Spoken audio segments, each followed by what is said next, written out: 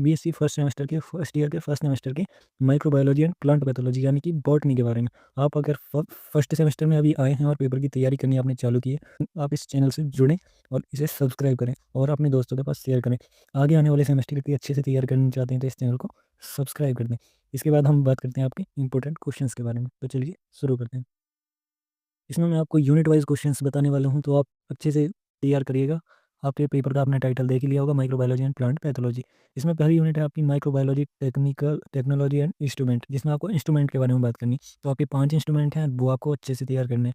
पाँचों के नाम क्या है? Light and electron microscope, autoclave, laminar air flow, centrifuge and colorimeter and spectrometer. ये बहुत ही आसानी से अगर याद हो जाएंगे। अगर आपको ये याद नहीं होते हैं तो आप यूट्यूब से वीडियो देखिए। अगर आपको हिंदी में कंटेंट नहीं मिलता है या आपको कोई ट्रिक वाइज याद करना है तो आप मेरे को कमेंट करके बताइए, मैं आपको अच्छी सी वीडियो प्रोवाइड भी करा सकता हूँ।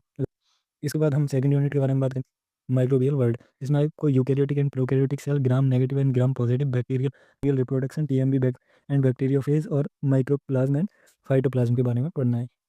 इसके बाद आपकी मोस्ट वांटेड यूनिट आती है जिनसे बहुत ही अच्छे क्वेश्चंस बनते हैं, तीसरी और चौथी यूनिट, जिनको हम माइक्रोबायोलॉजी एंड फाइकोबायोलॉजी कहते हैं, यानी शैवाल अध्ययन और कवक अध्ययन। इसमें पहले में हम बात करते हैं नॉन स्टॉप करोला वॉल्वक्स ईडोगैनियम कारा। पहले में ये आपके इंपॉर्टेंट हैं।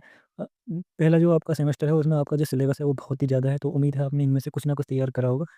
अगर नहीं करा तो आपको बहुत 3 तो आपको जरूर याद होनी चाहिए। इसके बाद type of reproduction in algae. Algae में आपको रिप्रोडक्शन याद करना है, क्योंकि आपको एक क्वेश्चन ऐसे ही आ सकता है कि एल्गी में रिप्रोडक्शन बताइए और कितने प्रकार का होता है, कैसे कैसा होता है। तो आप आसानी से, अगर ये याद होगा तो आसानी से लिख सकते हैं। इसके बाद आएगा इकोनॉमिक्स इंपॉर्टेंट जो है वो आपको बताना है, economics important of algae, role of algae in soil. इसके बाद आती है फोर्थ यूनिट, जिसमें आपने पैरामीशियम पेजाइजा हेटरोकैरियोसिस और पैरासेक्सुअलिटी, इसके बारे में आपको बात करनी है। जो आपकी ये फोर्थ यूनिट है, इसमें आपका जो पेजाइजा है ये आपका 2 बार लगातार पूछा गया है और पैरामीशियम लास्ट ईयर भी पूछा गया था। तो आपको अच्छे से तैयार करना। पैरासेक्सुअलिटी जो है वो भी आपको अच्छे से तैयार करनी है, क्योंकि पैरासेक्सुअलिटी पूछी जाती है। यूनिट के बारे में fifth unit micro mushroom cultivation and like and mycorrhiza and reproduction. इसमें क्या होता है? मशरूम कल्टीवेशन आपको याद करना, क्योंकि मशरूम कल्टीवेशन आपको शायद आपका जो माइनर में भी आपका मशरूम कल्टीवेशन है, तो आपको जो जो खाने वाले हैं, जो हमारे लिए एसेंशियल हैं या खाने वाले हैं, वो आपको उनके बॉटनिकल नेम वगैरह याद करने हैं। इसके बाद आपको लाइकेन के जो रिप्रोडक्शन है और माइक्रोराइजा का रिप्रोडक्शन जो है वो आपको देखना है।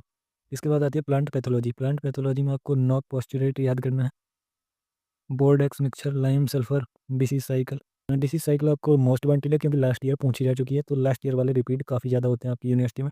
तो आपको ये भी डिसीज साइकिल आपको पढ़ के जानी है। तो जो भी आप लॉन्ग में पढ़ें वो अच्छे से पढ़ कर जाएँ, क्योंकि आप अगर थोड़ा बहुत छोड़ देते हैं तो वहाँ जाके आप भूल जाएंगे और उसे कर नहीं पाएंगे। तो बहुत अच्छे से और लिख के नोट करके याद करें, फिर उनके शॉर्ट नोट्स बनाएं और उसे रिवाइज करते समय उसे लिंक करने की कोशिश करें कि मैंने क्या याद करा है। इसके बाद आता है हमारा सेवन्थ और एट्थ यूनिट, जिसमें आपको डिसीजन कंट्रोल याद करने हैं, जिसमें आपको early and late blight of potato याद करना है, black rust of wheat, citrus canker और red rot of sugarcane. ये आपको याद करने हैं। जो आपने ब्लैक रस्ट ऑफ व्हीट में आपको पैरामीशियम वाला देखने को मिलेगा, पैरामीशियम नहीं, पेनिसिलियम पेनिसिलियम वाला कुछ देखने को मिलेगा। तो आपके ये दोनों क्वेश्चन कुछ कुछ सेम हो जाएंगे, तो उसे आप लिंक करने की कोशिश कीजिएगा। इसके बाद जो आपकी एट्थ यूनिट है आपकी, इसमें आप bio polymers, bio indicators, bio sensors, bio medicines और ऑर्गेनिक फार्मिंग और बायो फर्टिलाइजर, जो आपके ये जो पांचों टॉपिक हैं, ये आपके जो लास्ट में जो टिप्पणी करने के लिए आते हैं ना, वो 15 नंबर वाले में, उसमें आपके ये वाले मोस्ट वांटेड रहते हैं, क्योंकि आपके और तो इसमें आपके में कुछ है नहीं शॉर्ट में देने के लिए या टिप्पणी करने के लिए, तो आपको ये दिए जा सकते हैं, तो आप इनको याद कर लें। और जो आपके 7.5 नंबर में जो 2 पार्ट में कर दिया जाता है, उसमें आपको बायो फर्टिलाइजर और बायो ऑर्गेनिक फार्मिंग दे दी जाती है। तो आप अच्छे से तैयार कीजिएगा, क्योंकि फर्स्ट सेमेस्टर में आप जितनी अच्छे से मेहनत करेंगे, आपको टाइम कम मिलता है इसमें, मैं समझ सकता हूँ टाइम कम मिलता है, आपको लिखने में दिक्कत होती है। आप 12th से आते हैं तो थोड़ा दिमाग में बहुत सारी चीज़ें रहती हैं, कैसे होगा, कैसे कर पाऊँगा, नहीं कर पाऊँगा। तो आप इन चीज़ों को आप अब हटा दीजिए, आपके पेपर में कुछ दिन है, तो कोशिश कीजिए आप अच्छे से तैयारी करें। ये आप 15-20 दिन में आप कर सकते हैं। मैं ये आप अपने दिल में रखिए और अच्छे से करने की कोशिश कीजिए। ये सिर्फ आपको टॉपर बनने की ज़रूरत नहीं है कि आप टॉप मार सकते हैं। अच्छा करने की, जो आप पढ़ें अच्छे से पढ़ें, उसे नोट करके याद करें और कोशिश करें उससे रिलेट करने की, अपने दिमाग में थोड़ी इमेजिनेशन बनाएँ, शॉर्ट नोट्स बनाएँ और उसको लिंक करने की कोशिश करें। इसी से आपको अच्छा याद होगा। एक बार रटने से आप भूल जाएँगे, या फिर आप ये सोचते हो एक ही बार में आप टॉपर बन जाएँगे इन इम्पोर्टेंट्स को देखकर, तो ऐसा नहीं होगा। ये इम्पोर्टेंट्स भी याद करनी बहुत तीर मारने वाली बात हो जाती है।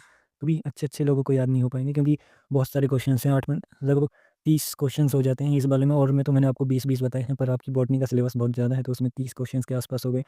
तो कोशिश कीजिए आप अच्छा करेंगे तो आपको नेक्स्ट सेमेस्टर में थोड़ा-सा कॉन्फिडेंस रहेगा। अगर बैक आ जाती है तो थोड़ा कॉन्फिडेंस डाउन हो जाता है।